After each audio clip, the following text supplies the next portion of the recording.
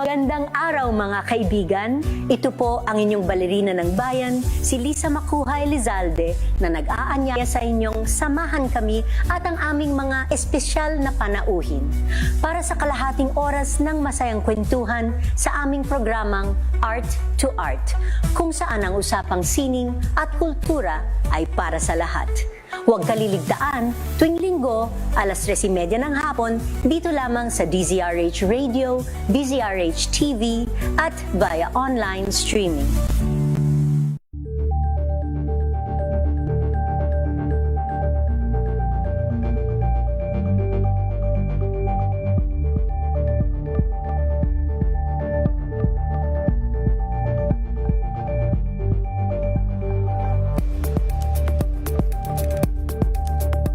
Tambalang Anthony Taberna at Jerry Baha ang gigising sa inyong umaga dahil lalatay ang humahagupit na diskusyon at komentaryo Lunes hanggang Biyernes sa 2x2.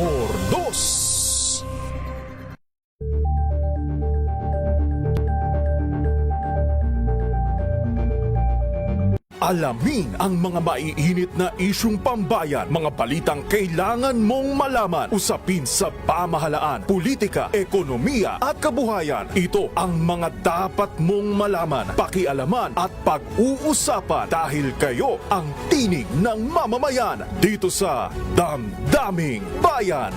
Live sa buong Pilipinas. Rapido Hataw Balita. Rapido Hataw Balita. Kasama sina Ray Sibayan at Romel Fuertes. Rapido Hataw Balita. Mga malalaking balita, hahataw na! Rapido Hataw Balita.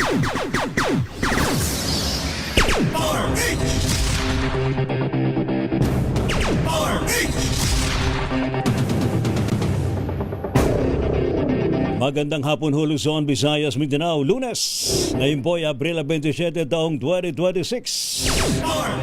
Sa ating pong headlines, pag-anunsyo ni Pangulong Ferdinand Marcos Jr. na nahuli si Zaldico, hindi raw ho fake news at hindi premature ayon sa Malacanang. Mahigit pisong rollback sa diesel at kerosene. Namumuro bukas pero gasolina may taas presyo.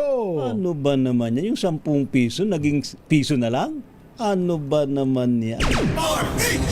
Samantala naman, leak sa personal info ng Ombudsman investigator sinimbestigahan ng Philippine National Police. Ikalawang linggo ng Mayo, target na botohan sa plenaryo sa impeachment laban kay Vice President Sara Duterte. Bangko Sentral ng Pilipinas, Anti-Money Laundering Council at ilang mambabatas kinasuhan daw po. Mga taga Pasay City pinagsusot ng face mask dahil sa nasusunog na Navotas Landfill. Grabe kagabi lakay. Umabot na hanggang dito sa Abay, Pasay. matindi kagabi ha. Sobrang sulasok yung usok. Samantala, 3 patay sa engkwentro ng pulis at militar laban sa Dawla Islamiyya Group dyan po sa Maguindanao del Sur. At 2 ang patay naman sa magkakaiwalay na pamaril sa Calabar Zone. Rapido Hataw Balita. Ano po mga lingkod, sina Ray Sibayan At Romel Fuertes. para sa DZRH, una sa Pilipinas. Una sa Pilipino. Sa ating mga balita, target daw po ng House Justice Committee na makapagbotohan sa plenaryo sa ikalawang linggo ng buwan ng Mayo kaugnay po ng impeachment complaints laban kay Vice President Sara Duterte. Ayon po kay Congressman Terry Ridon, plano nilang tapusin ang impeachment proceedings sa Abril 29 kung saan tatalakay naman ang tungkol sa death threats.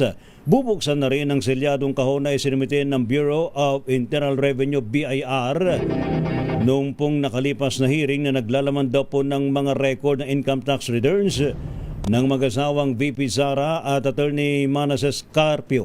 Sabi po ni Ridon, kakailanganin daw po ng 21 boto mula sa may 39 na miyembro ng House Justice Committee para may deklarang may probable cause ang articles of impeachment laban sa pangalawang Pangulo. Isusumite naman ang kumpletong report ng Justice Panel sa plenaryo sa ikalawang linggo ng Mayo para magbotohan bago ito tumawid patungo sa Senado.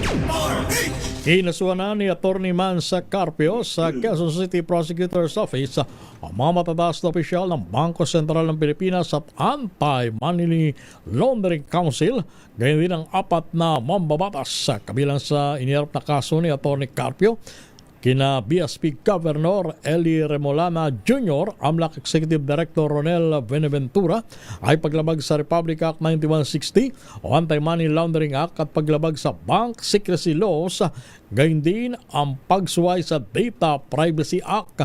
Kasama rin sa mga respondent sa kaso ay sina House Committee on Justice Chairperson Jervil Luistro, Party List Representatives Percival Sendenya, Chel Jokno at Leila Del Lima.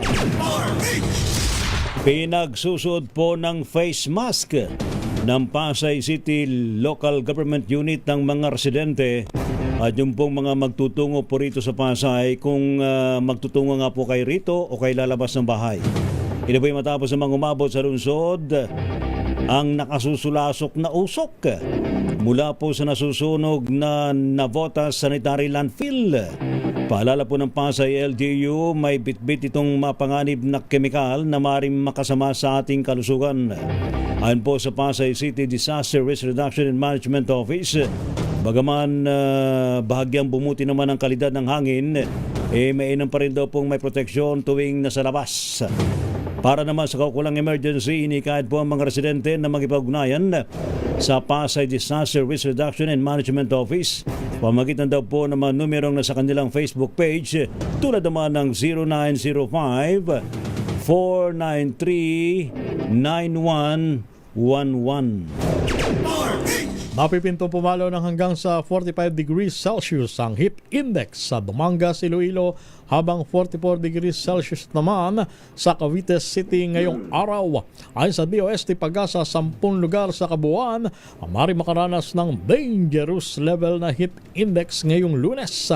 Ang forecast na init factor sa Gian, Eastern Samar, Iloilo City at La Carlota City ay maaaring pumalo ng hanggang sa 43 degrees Celsius.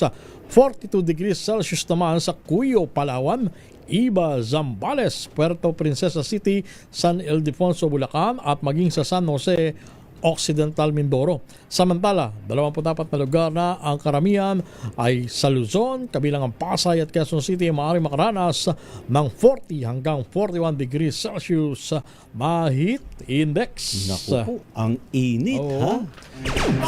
Tapos mabay pa yung usok mula sa grabe yung nagsusunog kagabi. na landfill sa Navotas. Ay, naku, mag-ingat po tayo. Imbita naman muli ng Senate Blue Ribbon Committee si dating House Speaker Martin Romualdez sa susunod na hearing tungkol sa flood control scandal.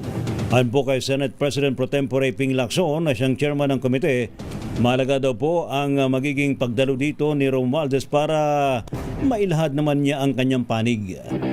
Plano rin ni Lacson na pagharapin sila dating ako Bicol Party List Congressman Zaldico at si Romualdez oras daw humapauwi ito sa Pilipinas. Sabi ni Lacson, malalaman sa pamagitan ng face-off sa pagitan po ni Romualdez ko at ng mga nagpapakilalang Marines na nagde-deliver ng maletang pera kung sino ang nagsasabi ng pawang katotohanan.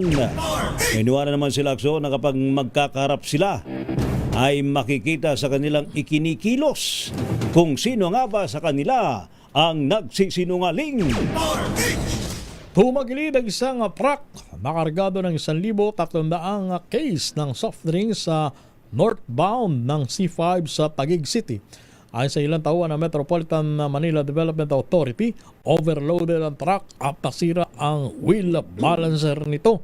Kanya-kanyang bitbit ng sako at dakot na bumagsak na soft drinks ang ilang residente malapit sa pinangyarihan ng aksidente. Napagalaman sa MMDA na galing ang truck sa Santo Tomas, Batangas, mamagkaaberya bandang alas 4:50 na madaling araw at i-deliver sana ang kargang soft drink sa Quezon City. Nasa ligtas na mga kalagayan ng driver at pahinante ng truck na nakatak na sa mga oras na ito.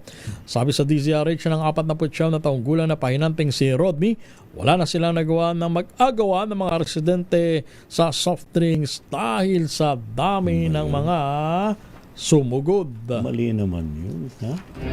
Actually, pag nanakaw na yun. Oh. Ha? Pero mo na aksidente na. Luto. Pinagsamantalahan nyo ba ha? Ano ba yan? Rapido, hataw, balita.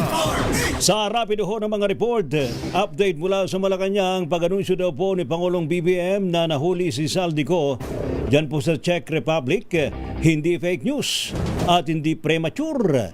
Ating alamin sa report ni RH14 Let Narciso Mislet. Ray Romel nanindigan ang Malacanang na walang mali sa pag-anunsyo ni Pangulong Ferdinand Marcos Jr. na nahuli si dating Congressman Zaldico sa Czech Republic. Tugon ito ng palasyo matapos akusahan ng ilang kritiko na fake news ang Pangulo, makaraang sabihin ng Department of Justice na technically ay hindi na-aresto si Ko. Ipinaliwanag ni Palace Press Officer Claire Castro na hindi kasi ginagamit ng Czech Republic ang terminong inaresto. Iginit ni Castro na hindi nagkamali si Pangulong Marcos sa kanyang anunsyo dahil hindi naman ito ginamit ang salitang aresto. Hindi rin anya premature ang pag-anunsyo ng presidente dahil totoo naman ang lahat ng kanyang sinabi tungkol sa nangyari kay Ko. Pakinggan natin si Jose Castro. Ano ba ang inanunsyo ni Pangulo? Hindi po ba ang inanunsyo ng Pangulo unang-una ay nahuli si Saldico? Totoo naman. Di po ba? Nasa kustodiya ng Czech Republic si Saldico. Totoo naman. At ang sabi ng Pangulo, nakikipag-coordinate tayo sa Czech Republic. Totoo naman. So anong premature doon? Walang premature doon. Anong nais ng Pangulo? Madala at mabalik si Zaldico dito sa Pilipinas. Tama. Walang pagbabago doon. Hanggang ngayon, yun ang nais din natin. So anong premature doon? Walang premature doon. Si Palace Press Officer Claire Castro. Ito si Let Narciso para sa DZRH. Una sa Pilipinas, una sa Pilipino. Progress report ng Senate Blue Ribbon Committee inihaanda na ayon sa chairman ito na si Senator Ping Lacson. Report mula sa Senado RH number 28, paring Raymond Taas. Paring Raymond. Paring Romel, maglalabas na lamang ng Chairman's Progress Report si Senate President Pro Tempore Panfilo Ping Lacson na siya rin chairman ng Senate Blue Ribbon Committee sa halip na hintay na malagda ng partial committee report. Ayon kay Lacson, may precedent na ang pagsusumite ng Chairman's Progress Report kaya ito na ang kanyang gagawin. Ipipresenta niya ito sa plenary kompleto ng mga audio-visual presentation. Kapag ito ay naipresenta na, ay maaari nang maging opisyal na batayan ng investigasyon ng Department of Justice at ng Ombudsman. Sa ngayon kasi ay hindi pa nakakuha ng 9 na pirma na ang partial committee report, kundi 6 pa lang ang lumagda. Sabi ni Lacson, walang pinag-iba ang partial committee report sa Chairman's Progress Report. May babaguhin lang batay sa mga pinakauling kaganapan kaugnay ng controversial na flood control anomaly. Kapag naipresenta na ito sa plenary, mahal na silang ituloy ang mga pagdinig ng Senate Blue Ribbon Committee sa manumalyang flood control. Balak niyang muling imbitahan si dating House Speaker Martin Romualdez at pagharapin sila ni dating Congressman Saldico kung mapauwi na siya dito sa Pilipinas kasama ng mga ex-Marines na nagsabing nag-deliver ng male-maletang pera. Ito si RH28, Raymond Advance para sa DZRH, una sa Pilipinas, una sa Pilipino. Samantala naman, impeachment cases hindi raw saklaw ng mga pagbabawal sa Bank Secrecy Law, kampo ni VP Sara. Baka daw nababahag na ang buntot. Ating alamin sa report. Sino ba nagsabi niyan sa report ni RH12? Milky Rigunan. Milky. Ray at Romel, ang impeachment cases ay hindi saklaw ng mga pagbabawal sa Bank Secrecy Law. Ito ang paliwanag ni Representative Leila De Lima ng mamayang Liberal Party List matapos magsampa ng kaso sa Quezon City Prosecutor's Office si Atty. Manasseh Carpio, mister ni Vice President Sara Duterte. Bukod kay De Lima, kinasuhan din sina Justice Chair Rev. Luistro at Representative Shell Jokno at First Sendanya na Akbayan Party List. Sa reklamo ni Carpio, nilabag umano ang Bank Secrecy Law at Data Privacy Act ng isa publiko sa nakaarang hearing noong April 22 ang kanilang pribadong financial records ni PP Sara. Ang kay De Lima, pinapayagan ng pagsusuri sa bank records and transactions para makita kung may probable cause na isulo ang investigasyon laban sa isang impeachable official. Sa Anti-Money Laundering Act naman, sinabi ni De Lima hindi pinapayagan ang pagtatago ng kayamanan at ang mga kahina-hinalang transaksyon, lalo na ang pagdaloy ng malalaking halaga ng pera, ay dapat agad na nire-report ng mga bangko. Gayun ni De Lima, hindi lamang sila nasisindak sa pagsasampa ng kaso at ang pagdulog sa korte ni Atty. Carpio ay halatang nababahag na daw ang buntot. Samantala, bukod kina De Lima, Luistro, Sendanya at Jokno, kinasuhan din ni Carpio sa Bangko Sentral ng Pilipinas o BSP Governor Eli Remalona Jr. at Anti-Money Laundering Council Executive Director Ronel Buenaventura. Ako si Neil Cariguna, nagulat para sa DCRH, una sa Pilipinas, una sa Pilipino. Halaga ng diesel at kerosene may rollback bukas, pero presyo ng gasolina tataas naman. Giselle Ricafort sa detalye. Giselle. Na kay Romel, bababa ng 12 piso 74 na sentimo yung kada litro ng diesel simula bukas yan. Sa katatapos lamang na press briefing, sinabi ni Energy Secretary Sharon Garin na dapat maglaro ng mula 75 piso 73 sentimo hanggang 101 piso 76 na sentimo yung kada litro ng diesel simula April 28 hanggang May 4. May tapias presyo rin na 15 piso 71 sentimo sa kada litro ng kerosene, pero yung gasolina may taas presyo ng na 53 sentimo kada litro yan. Ipinaliwanag ni Garin na may price range dahil iba-iba yung presyuhan depende sa distansya ng gas station mula sa mga oil depot at gastos ng mga oil company sa transportasyon at sa insurance premium.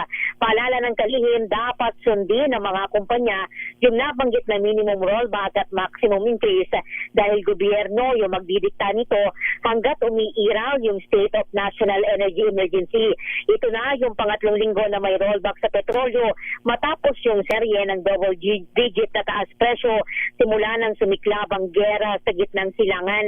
Inanunsyo rin ni Garin na tumaas pa sa 54 na araw yung fuel inventory ng bansa hanggang noong April 24. Pang mahigit 53 araw pa yung supply natin ng gasolina, 54 na araw naman sa diesel, 168 araw sa kerosene, 70 araw naman sa jet fuel habang 67 araw para doon sa fuel oil.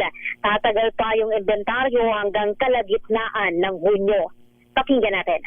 Hindi po bumababa po yung number of days natin kasi tuloy-tuloy din yung pagdagdag kahit kumukonsumo tayo ng 34 million liters every day ng diesel. The same for gasoline, kahit 24.631 po million liters ang nakokonsume ng buong bansa. Hindi rin bumababa yung number of days natin kasi tuloy-tuloy ang pag-deliver tuwing nag-o-order yung mga oil companies natin. Nakaka-deliver naman yung mga suppliers nila. Ito si Giselle Ricafort para sa DZRH, una sa Pilipinas, una sa Pilipino. Rapido, hataw, balita. Samantala naman, Philippine National Police inimbestigahan ng leak sa personal info ng Ombudsman Investigators. Report mula kay RH52, Edniel Parosa. Edniel. Sinimulan na ng Philippine National Police ang koordinasyon sa Office of the Ombudsman upang ma-trace sa mga responsable sa pagpapakalat ng mga sensitibong impormasyon ng mga field investigator nito. Kasunod nito ng pagkoordina ng anti-corruption body sa pagkalat ng pagkakakilanlan ng kanila mismo mga investigador sa iba't ibang bahagi ng internet. Ayon sa Ombudsman, isa itong uri ng paninindak at bata na rin sa seguridad ng kanilang mga tauhan. Inatasan ni PNP Chief Police General Jose Melencio Nartatis Jr. ang Anti-Cybercrime Group o ACG upang silipin ang naturang data leak. Sabi ng Top Cop, hindi sinasagta din ng PNP ang posibilidad na may internal involvement o inside job sa naturang kaso. maaaring maharap ang mga sangkot sa kasong paglabag sa Data Privacy Act at Anti-Cybercrime Prevention Act. Samantala, tiniyak ng PNP ang paghatid din ng proteksyon sa mga apektadong public servant sakaling kailanganin. Ako si Agniel Parrosa, nag-uulat para sa DZRH. Una sa Pilipinas, una sa Pilipino. European Union at Pilipinas Free Trade Agreement mas mahalaga, mas kailangan lalo na sa mga panahong walang kasiguruan ayon kay EU Ambassador Santoro. RH number 4, Ms. Karen Oyong sa detalye. Ms. Kay. Yes, kasamang Romel, kasamang Ray, isa ng strategic necessity ang proposed free deal agreement o free trade agreement o FTA sa pagitan ng Pilipinas at European Union o EU, lalo na sa panahon ng walang kasiguraduhan upang may diversity ang mga supply chains at mas maging competitive ang mga produkto ng bansa sa gitna ng patuloy na krisis, sa gitna ng silangan na may malaking epekto sa ekonomiya ng iba't ibang bansa. Ito ay siniwalat na delegation of the European Union to the Philippines, Ambassador Massimo Santoro, matapos tanungin ng DZRH sa isang roundtable discussion kasamang ilang piling media kung gaano kahalaga ang mga kasunduan tulad ng mga free trade agreements o FTA. Ayon kay Ambassador Santoro, hindi maikakailang may malaking epekto ang mga kaganapan sa Middle East na naging sanhi ng pagsirit ng presyo ng mga produktong petrolyo sa buong mundo matapos naman ang pagtataas ng taripa sa mga produktong papasok sa Amerika. Sabi ni Santoro, sa panahong ito, kailangan Pilipinas at EU ang maaasahan o reliable at predictable trading partners. Ayon kay Santoro, inaasahang magpapatuloy ang negosasyon para sa EU-Philippines FTA sa May 18 hanggang 22 ngayong taon na gaganapin dito sa Maynila. Ito ng ika-anim na round ng negosasyon matapos maudlot at sinimulan muli noong 2024. Dagdag ni Santoro, krusyal na elemento ng FTA ang usapin sa energy supply, food security at agrikultura. Iginit naman ni Santoro na mahalagang components ng FTA ang good governance, rule of law at paggalang sa karapatang pantao. Ito'y matapos maudlot ang negosasyon noong 2015 dahil umano sa mga human rights violations dala ng war on drugs ng Duterte administration. Sa sandaling managdaan ng FTA, papalitan ito ang Generalized Scheme of Preferences Plus o GSP Plus ng EU na nakatakdang mag-expire sa 2027. Nabebenepisyo ng Pilipinas sa ilalim ng GSP Plus kung saan nakapasok sa EU ang higit 6,000 na mga produkto ng bansa na zero tariffs o walang taripa. Ang EU ang ika-4 na pinakamalaking trading partner ng Pilipinas na may halos 9 billion euros o 640 billion pesos na halaga ng total trade in goods sa unang bahagi pa lamang ng 2025. Ito ay 3% o 3% na mas mataas kumpara sa kaparehong panahon noong 2024, dala na rin ng malakas na electronics at agricultural exports. Ako si RH4 Karen Oyong, nag-uulat para sa DZRH. Una sa Pilipinas, una sa Pilipino. Thank you, Ms. Karen Oyong. Samantala naman, bilyong-bilyong pisong halaga daw po na expired at malapit nang mag-expire na mga gamot. Diyan po sa DOH, sa ilalim po ng puno ni Secretary Herbosa, inilabas sa COA. At ilamin sa report ni RH5 Val Gonzalez. Val. Ray, umaabot sa 216.9 million pesos ang halaga ng nag-expire ng gamot, habang 476.5 million pesos pa ang malapit nang mapaso sa ilalim ng kasalukuyang pamunuan ng DOH Central Office. Ito ang laman ng Audit Observation Memo na inilabas ng Commission on Audit o COA para sa taong 2025. Natukoy din sa nabanggit na report ng COA ang 32.64 billion pesos na kakulangan sa inventaryo, kabilang ang pagkantala sa pagtatala ng hanggang 372 days, kawalan ng dokumento sa galaw ng mga gamot at hindi pagtutugma ng aktual na stock accounting records. Ito ang sagot ng concerned DOH employees matapos ang pahayag ni Health Secretary Ted Herbosa bilang depensa na demolition job lamang daw ang reklamong inihain sa Ombudsman na may kinalaman sa expired na gamot ng DOH. Paliwanag na mga nagre-reklamong mga empleyado ng DOH, hindi maring itanggi ni Herbosa ang report ng COA. Sa katunayan, anila, bukod pa rito nakasaad din sa report ang mga sumusunod.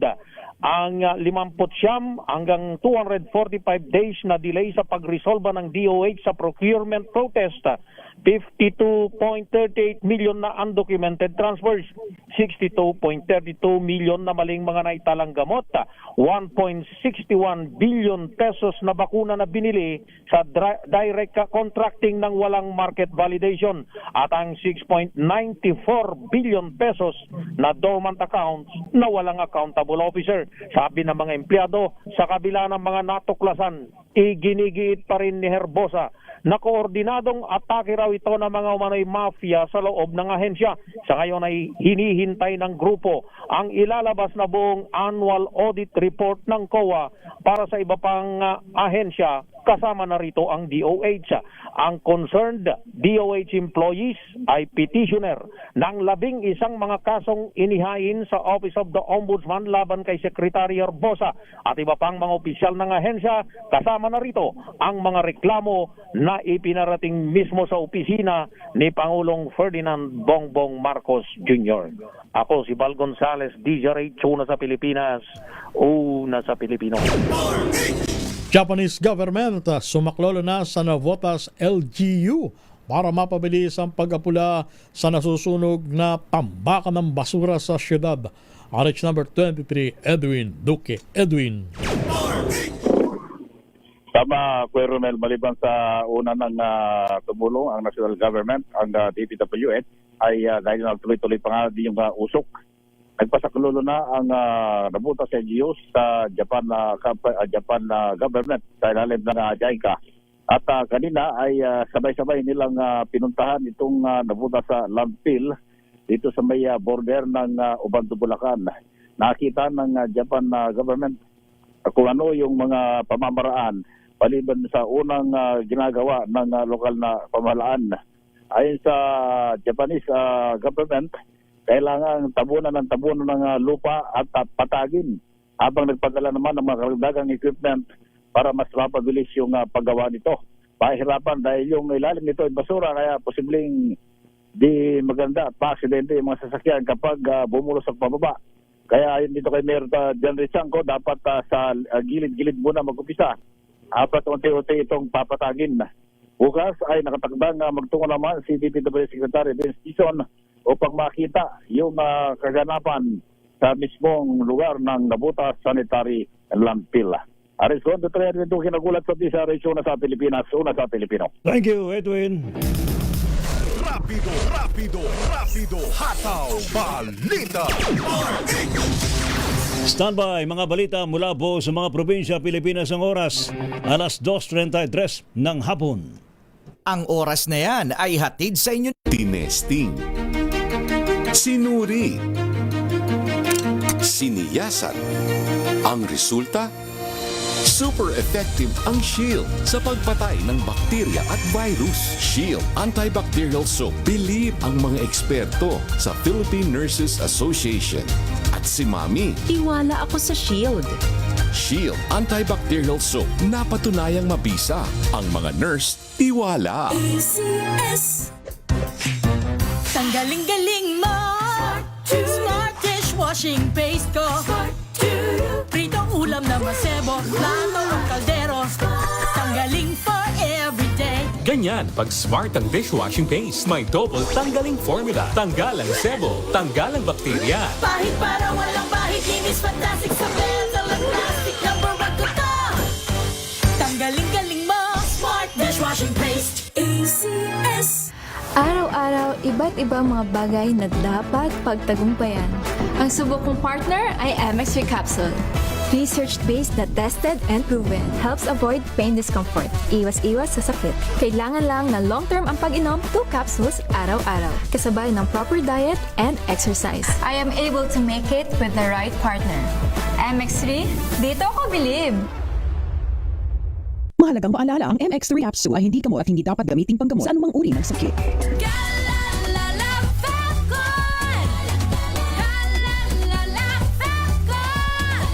Ang bango ng sampayan, tara na magsayaw! Calefabcon, amoy nakaka-joyful! Sa lahat ng bagay, simula pa lang, siguraduhing max protection na. Kasi pag kulang ang proteksyon, baka madaling masira. Sa ngipin, dapat may max protection din. Max sa halaga ng unique toothpaste. With Max Protect Formula, help stop cavities before they start, while keeping breath fresh. Try unique Maximum Fluoride Protection para max alaga, max protektado. ACS. Galalala Falcon. Galalala Falcon. Ang bango ng sampayan. Tara na magsayawan. Calefabcon, amoy nakaka-joyful. May nagbago. May arte. May budget. Akala nyo lang yon. So solid. White Rose Papaya. Wow, White Rose. White Rose Papaya. Wow, White Rose. White Rose Papaya. May glow up with a White Rose Papaya. White Rose Papaya. May puti power times 2 kasi may papaya at niacinamide. May shea butter and tea tree oil pa. Kutis sulit ang glow up. Glow up with a White Rose Papaya. White Rose Papaya. Kutis sulit ang glow up. ACS. Wow, ang saya. Isang barangay na labada. Puro mancha pa. Goodbye, pahinga. Mommy, isang laba lang yan sa Pride Bar Blue. May powerful stain-away enzymes na malupit sa dumit mansya. At di masakit sa kamay. Isang laba lang yan. Hello, pahinga. Hello, Pride Bar Blue. ACS. Sa puso ng kalikasan, natatangi ang prutas ng mangosteen. Ito ay nagtataglay ng antioxidant compounds na alpha, beta at gamma mangosteen. Ang MX3 capsule ay isang food supplement na gawa sa natural na mangosteen. Ito ay tested and proven to help avoid knee joint pain discomfort para iwas-iwas sa sakit with long-term supplementation 2 capsules daily. MX3 capsule, tunay, natural at orihinal. Mahalagang paalala, ang MX3 capsule ay hindi gamot at hindi dapat gamiting panggamot sa anumang uri ng sakit. Galalala Falcon. Galalala Falcon. Ang bango ng sampayan. Tara na magsayawan. Calefabcon, amoy nakaka-joyful. Hello, Washi! Laundry day na naman! Yay! Anong meron? Mancha ng chocolate, putik, may libag pa! Kaya natin yan! With Pride Washing Machine Detergent, may triple stain-away formula. Tanggalang makapit, madikit, at malupit na dumit mancha. Kaya easy-easy ang labada. Mula noon hanggang ngayon! All you need is pride. All you need is pride. ACS. Jiggy Manikad po. Bilang isang broadcaster, mahalaga sa akin ang tamang impormasyon. Sa lahat ng bagay, kahit sa food supplement, mapanuri ako. Kaya dito ako sa subok ng MX3 capsule. Ito'y may alpha, beta at gamma mangosteen. Para sa akin, sigurado ako sa MX3 capsule. Dito ako believe. Mahalagang paalala, ang MX3 capsule ay hindi gamot at hindi dapat gamiting panggamot sa anumang uri ng sakit. Galalala Falcon. Galalala Falcon. Ang bango ng sampayan. Tara na magsayawan. Calefabcon, amoy nakaka-joyful.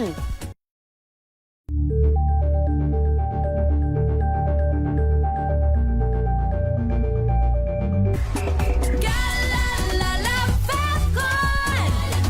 Galalala Falcon. Ang bango ng sampayan. Tara na magsayawan. Calefabcon, amoy nakaka-joyful.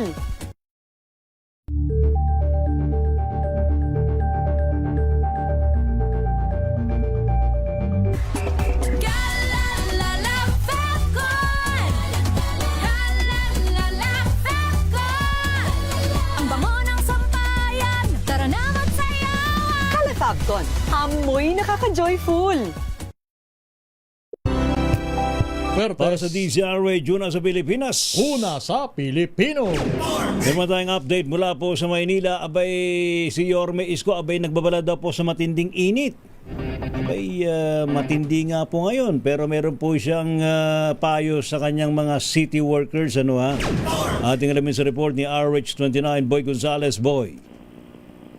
Lakay Ray Romel, nagpaalala si Manila Mayor Isko Moreno de Bagoso sa mga kawani ng pamahalaan ng Manila, partikular sa mga frontliner na madalas nasa labas na mag-ingat at alagaan ang kalusugan sa gitna ng matinding init sa Metro Manila. Sa kanyang payag, sinabi ng alkalde na posibleng umabot sa 41 degrees Celsius ang heat index sa Metro Manila, nasa ilalim ng extreme caution na category. Ayon sa Pag-asa, binigyan din ng alkalde na kabilang sa mga pinaka-exposed sa matinding init ang mga tauhan ng Department of Public Services, Manila Traffic and Parking Bureau, Engineering Department, Estero Ranger, Traffic Ranger at mga nakadeploy sa Rojas Boulevard. Nagpaalala rin ang alkalde sa mga opisyal kabilang ang pamunuan ng Manila Police District na tiyakin ang kaligtasan ng kanilang mga tauhan habang napatuloy sa pagtupad ng tungkulin sa lansangan. Inigayat din ng alkalde ang lahat ng uminom na sapat na tubig upang maiwasan ang dehydration, kasabay ng paalala huwag ikahiya ang madalas na pag-inom ng tubig dahil sa epekto nito sa katawan sa gitna ng matinding init. Sinabi pa ng alkalde, inaasahan namang bagyang lalamig ang panahon sa mga susunod na araw pagdating ng tinatawag na Agua de Mayo. Ito si Boy Gonzales para sa Visaris, una sa Pilipinas, una sa Pilipino. Balita mula sa iba't ibang lalawigan, 3 patay sa enkwentro ng pulis at militar laban sa grupo ng Daula Islamia sa Bapo-Hofer, lalawigan ng Maguindanao del Sur. Ibalita mo yan RH number 19, paring June. Di makutak, paring June. Parang Romel, may panibagong enkwentro ng government forces kontra sa mga natitirang grupo ng Daula Islamia sa bahagi ng Barangay Tuayan, Dato Hofer, Maguindanao del Sur, kung saan 3 sa mga armado ang napatay. Ayon sa military, ang armed group na ito na nagtatago sa lugar ay kabilang umano sa 31 armado na nanambang sa mga pulis sa Sharif Agwak nitong March 28 na nag-iwan ng 5 patay sa hamen ng PNP. Na-recover ng government forces ang ilan sa mga armas ng Daula Islamia habang umaatras sa labanan. Samantala, kagabi, sinalakay naman ng nasabing armed group ang detachment ng 90 IP sa Barangay Labu-Labu, Dato Hofer. Na ayon sa government forces, marahil ay ganti ng armed group sa namatay nilang kasamahan. Habang tuloy din ang military focus sa operation sa Barangay Tuayan kung saan unang naganap ang engkwentro kahapon. At dahil panibagong insidente ito, muling mas hinigpitan ng mga checkpoints sa mga national highway ng 2 probinsya ng Maguindanao at mga karatig pook. Tinitiyak naman ng JTF Central na walang sibilyan ang nadamay sa kasalukuyang sagupaan na ito sa bahagi ng Dato Hofer, Maguindanao del Sur. Mula sa mainit na panahon sa Central Mindanao, RH19, June Di Makutak, di sa RH, una sa Pilipinas, una sa Pilipino. Thank you, salamat June. Samantala, naku po, merong nangyaring pamaril. Meron daw pong nangyaring pamaril sa Calabarzon, 2 ang patay. Ating alamin sa report ni RH30, Eric Dastas. Eric. Patay ang 24 anyos na si alias Crisponda Brugay makarang pagbabarilin ng riding in tandem sa tapat ng United Muslim Christian Association ARC sa Green Valley Barangay San Nicolas 3, Bacoor City, Cavite. Initial investigasyon ng Bacoor Police.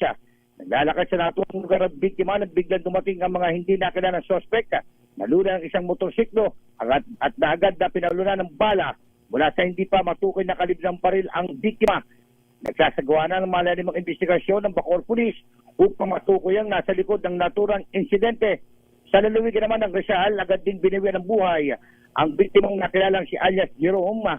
Makaraang pagbabarilin din ang hindi nakilalang mga suspect sa Barangay San Jose Rodriguez, Rizal.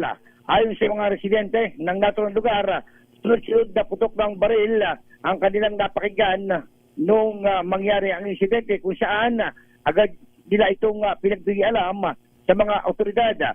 Agad pinuntahan ng Rodriguez Police ang naturang lugar kung saan dito na nila nakita na nakahandusay at duguan ang katawan ng biktima at tatanda ng ito ng tama ng bala ang baril sa iba't ibang parte ng katawan.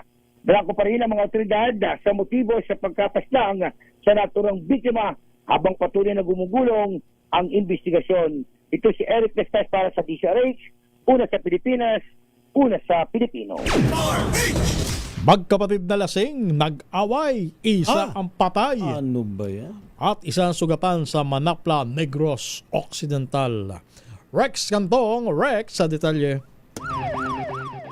Patay ang kapatid matapos saksakin ng sariling kapatid dahil pawang mga lasing ang maito sa Crossing Paite, Barangay 1A, Bayan ng Manapla, Negros Occidental. Ang sospek kinilala na si Erwin Gregorio, habang ang namatay kinilala na si Jonel Di Vinagracia, pawang mga residente ng nasabing lugar. Ayon kay Police Captain Marlon Vicente Binaflor, epe ng Manapla Municipal Police Station, magkasama na inuman ang magkapatid na humantong sa mainitang pagtatalo na nagresulta ng pananaksak. Pawang mga sugatan ang sospek at dinala sa Cadiz City District Hospital, subalit idineklarang dead on arrival ang biktima na si Jonel. Ito si RH46 Rex Cantong para sa DZRH, una sa Pilipinas, una sa Pilipino. Thank you, salamat Rex. Samantala, binata patay naman daw po sa isang aksidente sa motorsiklo sa may Sison, Pangasinan. Report mula kay Freddy Fardo. Freddy. Patay ang isang 18 anyos na binata matapos itong maaksidente sa motorsiklo sa Sison, Pangasinan. Batay sa ulat ni Sison Chief of Police Major Jervil Raylorta, naganap ang aksidente bandang alas 8:30 ng gabi sa National Highway ng Barangay Amagbagan ng nasabing bayan. Lumilitaw sa investigasyon na sakay ng kanyang motorsiklo ang biktima at habang binabagtas ang naturang kalsada, aksidenteng bumangga ito sa konkretong poste ng ilaw. At dahil sa wala itong suot na helmet, nagtamo ng malubang sugat sa iba't ibang bahagi ng katawan na naitakbo pa ng rescue team sa Pusorobio Community Hospital, subalit idiniklarang dead on arrival na ng attending physician. Mula sa Action Radio Pangasinan, ito si Freddy Pajardo, Aris 38, nag-uulat para sa DZRH, una sa Pilipinas, una sa Pilipino. Isang motorsiklo naman ang naaksidente, isa ang patay sa Northern Samar. RH number 34, Jane Bantayan. Jane. Nasawi ang isang 14 anyos na angka sa motorsiklo nung aksidente ito sa isang dead-end sign o putol na kalsada ng Barangay Sabang, Tabuk, Lavisaris, Norte, Samar. Ang motorsiklo ay minamaniho ng isang nakilalang si alias Bert, 32 taong gulang. Ayon sa ulat ng PNP, dalawang angkas nito, isang 18 taong gulang at isang 14 na taong gulang. Lahat ay residente ng naturang bayan ng Lavisaris. Ayon pa sa pulis, mabilis ang takbo ng nasabing motorsiklo. Pagdating sa nasabing lugar na isang dead-end sign, hindi na makontrol ang pagmamaniho sa sobrang bilis ng pagpapatakbo nito. Ang motorsiklo ay sumalpok sa isang poste ng kuryente. Tumilapon ang 3 at 2 ang nagtamo ng matinding sugat sa katawan, ang driver at ang isang angkas. Samantala, ang 14 anyos na angkas ay hindi nakaligtas at pinawian ng buhay. Dinala ito sa ospital, ngunit ito ay dead on arrival. Kasalukuyan naman nasa pulisya ngayon ang motorsiklo nga ginamit o sangkot sa nasabing vehicular accident. Mula sa Action Radio Katarman, RH34 Jane Galit Bantayan ng DZRH. Una sa Pilipinas, una sa Pilipino. Thank you. Salamat, Jane. Samantala, minor de edad na napatay sa engkwentro ng mga sundalo NPA sa Samar. Ayun, abinahatid na raw po sa huling hantungan. Ating alamin sa report ni Jimmy Angay-Angay. Jimmy. Inilibing na ang isang minor de edad na nasawi sa engkwentro ng mga sundalo at NPA sa Samar. Kinilala ang biktima si alias John Paul na patay noong Abril 17 sa San Jose, Dibuan. Ayon kay 8th Infantry Division ng Philippine Army spokesperson Captain Christopher Tataro, ito ay sa tulong ng lokal na pamahalaan na yatid na sa huling hantungan ang labi ng bato noong nakarang araw. Sa gitna ng pagdadalamhati na nawagan ng hustisya ang ina ng biktima laban sa armadong grupong umano'y nag-recruit sa kanyang anak. Ayon sa ina, iniwan umano ang kanyang anak sa gitna ng labanan at din lamang inasikaso. Nanawagan din siya sa mga miyembro ng armadong grupo na sumuko na upang hindi masundan ang sinapit ng kanyang anak. Samantala, muling kinundina ng 8th Infantry Division Philippine Army ang patuloy na paggamit umano ng mga minor de edad sa armadong pagkikibaka. Giniit ng militar ang kanilang kampanya para sa proteksyon ng kabataan laban sa recruitment ng mga rebelde. Wala dito sa DYVL Action Radio Tacloban, ito si R32 Jimmy Angay-Angay para sa DZRH, una sa Pilipinas, una sa Pilipino. 6 naman ang arestado sa Baybas sa Quezon Province Mahigit sa 350,000 pisong halaga ng shabu ang nakumpiska. RH number 33, Benji Antioquia. Benji. Arestado ng Quezon PNP ang 6 na matitinik na drug suspect makaraang isagawa ang drug bypass operation sa 4 na magkakahiwalay na lugar na nagresulta sa pagkakaaresto ng 6 na katao. Sa report ni Police Colonel Bong Albasia, Quezon PNP Provincial Director, agad na nakumpiska ang 17.96 grams ng hinihinalang shabu at nagkakalaga ito ng 366,384 pesos batay sa standard price ng PDEA. Sinabi pa sa report ng PNP, isa sa mga malaking accomplishment sa drugs ang Lucena City PNP Station. Ikalawa naman ang bayan ng Mauban, Quezon. Kaugnay nito, nagsagawa rin ang Sariaya, Quezon PNP kung saan 3 mga drug suspect ang mabilis na naaresto sa drug bypass operation at ngayon ang 6 katao ay kakarapin ang kasong paglabag sa Republic Act 9165 at pansamantalang nakakulong sa municipal jail ng mga nabanggit na bayan. Ito si Benji Antioquia nagulat para sa DCRH, una sa Pilipinas, una sa Pilipino. Thank you, salamat Benjan Jokia. Ilang katao naman sugatan sa magkaiwalay na aksidente sa Limay at Morong, Bataan. Report mula kay Danny Camilang. Danny!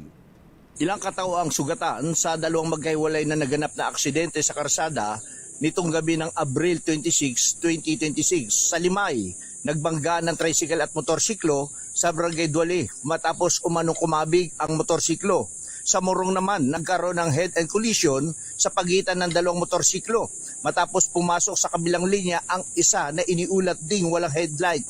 Agad na dinala sa pagamutan ang mga sugatan habang patuloy ang investigasyon ng pulisya sa insidente. Danny Cumilang, RH37, DCRH, una sa Pilipinas, una sa Pilipino. Wind Hybrid Energy Project para sa mga mangingisda inilunsad sa Ajuy o Ahoy, Iloilo, LGU. Jocelyn Maque ng Action Radio, Iloilo. Inilunsad ng Local Government Unit ng Ahoy ang palayag sa Ahoy, ang Wind Diesel Energy Project para sa mga maliliit na mangingisda. Layunin ng proyekto na makatipid sa petrolyo ang mga mangingisda lalong-lalo na sa krudo. Sa pilot phase, nasa 200 ang mga benepisyaryo ng nasabing proyekto. Magmumula sa opisina ng alkalde ang 200,000 pesos na pondo para sa pagsimula ng proyekto at plano rin na palawakin ito sa iba pang munisipalidad. Mula sa Action Radio Iloilo, ito si Jocelyn Maque para sa DZRH. Una sa Pilipinas, una sa Pilipino. Metro Manila ngayon. Sa ating pong Metro Manila ngayon, kasama si Kyle Bulyas. Kyle, go! Lakay Ray Romel, umabot sa higit 6,500 mga violators ang nahuli ng kapulisan sa magdamagang operasyon kahapon kaugnay na mahigpit na pagpapatupad ng mga lokal na ordinansa sa ilalim ng Safer Cities. Ayon sa National Capital Region Police Office, pinakamarami rito ang mga nahuli sa ikinasang clearing operation dahil sa mga obstruction sa kalsada kung saan umabot ito sa higit 3,000 violators. Sinundan naman ito ng mga nahuling nagiinom sa mga kalsada at paninigarilyo sa mga pampublikong lugar. Di ba pang balita sa pulaman ng water interruption ng ilang bahagi ng Taguig City at munisipalidad ng Pateros. Ayon sa Manila Water, dahil ito sa gagawing maintenance activity sa mga nasabing lugar. Kabilang sa maapektuhan ang ilang bahagi ng Liquid-Tipas, Katuparan at North Signal sa Taguig, gayon din ang barangay poblasyon sa Pateros. Simulan nito mamayang alas 10 ng gabi at inaasahang matatapos bukas ng alas 4 ng umaga. Samantala muli naman magkakaroon ng kadiwan ng Pangulo sa Makati City sa darating na Abril 30. Gagawin ito sa Baras Corner, Morong Street sa Barangay Poblasyon simula alas 8 ng umaga hanggang alas 6 ng gabi. Layunin ng programa na makapagbigay ng abot-kayang bigas at iba pang pangunahing bilihin sa mga residente sa pakikipagtulungan niya ng iba't ibang ahensya ng pamahalaan. Para naman sa ating ulat panahon, wala tayong binabateang sama ng panahon sa loob at labas ng Philippine Area of Responsibility. Para naman sa ating heat index, ang forecast ng Pag-asa ay posibleng umabot sa 41 degrees Celsius ang heat index dito sa Metro Manila. At ito ay nasa ilalim pa rin ng extreme caution category. Pero malapit-lapit na sa dangerous level kasi ang dangerous level ay nag-uumpisa sa 42 degrees Celsius. Sa ilalim nito, posible ang heat cramps at heat exhaustion at posibleng magdulot ng heat stroke sa patuloy na pagbababad sa ilalim ng matinding sikat ng araw. Aha. Yan ang latest sa Metro Manila ngayon. So, ganun na, Ito, si Kyle 41 sa Metro Manila, 40 to 41. Yes, Lakay. Talaga Correct, naman, Lakay. no? 40 at 41 sa Metro Manila. Ano ba yan? Kahapon, ganun din ha? Pero para mas mainit kahapon Mas mainit kahapon. Kahapon ba, Kyle? Ewan lang natin ngayon sa Metro Manila? Kasi hindi pa tapos yung maghapon Oo, pero kahapon yung ganitong oras talagang grabe ang init. Talaga naman, Kaya ikaw... Kahapon na kayo mapot din sa 41, yung 41 din kahapon. index na dito sa Metro Manila. Pero sa ibang bahagi ng Pilipinas, ang pinakamataas so far ay 45. Sa Dumangas. Iloilo, at Giwan, Eastern Samar. Sa Giwan. Naku, pati sa Giwan, Eastern Samar. Talaga naman. Ingat po tayo. Magdala lagi. Uminom lagi ng tubig. Saka iwasang magbilad sa araw. Yan. Ha? Correct, Lakay. At sa mga sa panig ng mga mamamayan na wala namang hindi naman kailangan lumabas ng kanilang mga tahanan, lalo sa oras na katirikan ng araw, manatili na lamang sa loob ng kanilang tahanan. Okay. Salamat, Kyle Bulyas. Maraming salamat, Lakay Ray Romel. Balik sa inyo. Thank you, Kyle Bulyas, sa iyong Metro Manila ngayon! Rapido, hataw, Tagal-tagal pa itong tag-init na to, Lakay Ray. Paalala natin sa ating mga kababayan. Abril pa lang, matatapos pa lang Abril na ang katapusan ng Abril. Ngayon nga, normally dapat ang Mayo may ulan na. Ngayon, mukhang matindi pa yung init hanggang Mayo. At nanganganib na magkaroon tayo ng inyo. Oo, di ba? Hanggang Hunyo pa yan. Ha? Wow naman, Pero kanina may binanggit si Boy, ano yung Agua de Mayo ba yun? Agua de Mayo, sa Mayo. Sa Mayo. Kaso, minsan di na nasusunod Kaya nga Minsan yung unang agua, hindi na Mayo Hunyo na. Hindi, sa kapag umulan ng ganyan, mainit na mainit, ganun tapos din. sabay uulan, lalo mas mainit babalik din sa init. Sisingaw ang init. Kaya ingat po tayo, ha? Ayan. Kumusta na ba dyan sa area ng Hirona, Tarlac, Apo Els? Gaano ba kainit dyan sa Tarlac, ha? May ingat po kayo dyan. Kasama si dating PNP Chief General Nick Bartolome. Ayan. Ang prone talaga sa mapinding init yung dyan sa norte talaga. Norte, nagkakabitak-bitak ang lupa dyan, Lakay, ha? Lalo dyan sa may area ng La Union, ha? Tarlac. Patinggan dito Ilocos. Apo. Dita Amianan. Tapos Matyanan Tikwa, Danom dita Karayan. Ha? Walang tubig ang mga ilog. Saka irigasyon. Ano ba naman yan, Rapido, hataw, balita. Salamat to. Teka muna, bago tayo magpaalam, dapat ipaalala natin sa mga motorista na bukas ay may rollback. Para at least mabigyan natin sila ng... maibsan man lang ang inyong mabigyan natin ng hinanakit. good news. Sa diesel ay halos 13 pesos. Halos 13. Ang rollback. Sa bawat gasolina. litro. Sa gasolina may pagtaas Up or moderate. Hindi, may pagtaas talaga. 50, almost 50 pesos. Hindi man lang binigay ng mga centimos oil. Sana binigay na lang ng mga oil binalato companies. na sana. Diyos mio naman, 50 centimos lang naman ha? Yung kerosene, more than 10 pesos din ang tapyas presyo. Ayan. So, mataas-taas pa rin ang kartas sa diesel. So kung bababa ng almost 13 pesos ang kada litro ng diesel, magkano na, Lakay Ray? Ikaw, diesel ang kinakarga mo. Kapag kasi 96 ngayon per liter So minus 13, 83. More or less. 83, 82, ganun. Tapos sa susunod, babawasan pa yan ng another more than 10 pesos per liter. Yun. Medyo kahit pa paano. Malaking bagay na rin lalo sa mga jeepney driver natin gumagamit ng saraw jeepney. At saka iba pang public yung mga traditional jeepney vehicles. Kasi iba hindi na nagmamana yun, hindi na namamasada lalo ngayon Lakay Ray, sa sobrang init ng panahon. Pero syempre kahit paano maiibsan itong presyo ng diesel. Kahit paano mag-iisip sila pwede naman siguro kung mamasada. Yung early in the morning. Ayun, pero yung mga ganitong oras, wag na nga abot ng hapon. Makikita mo sa kalsada, ilan lang ang naglalakas loob na maglakad. Correct. Di ba? Early in the morning and late in the afternoon. Yan. Salamat to sa matumutok po sa ating balitaan sa Rapido Hataw Balita. Thank you sa ating mga nakagapay sa DZRH News Team. Thank you kay Miss Elaine Napit, kay Jeric, at sa ating mga kasamahan sa digital, television, radio, at maging sa ating Malanday transmitter. Ano po mga lingkod, mga kaibigan, sina Ray Sibayan at Romel Fuertes para sa DZRH, una sa Pilipinas. Una sa Pilipino. Pilipinas, ang oras sakto, alas 3 ng hapon. Ang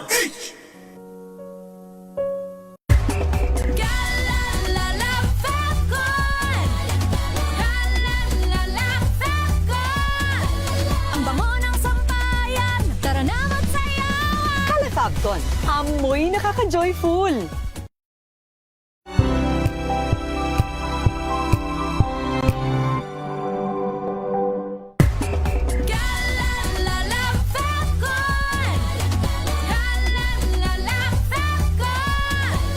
Ang bango ng sampayan, tara na magsayawan. Kalafagton, amoy nakaka-joyful.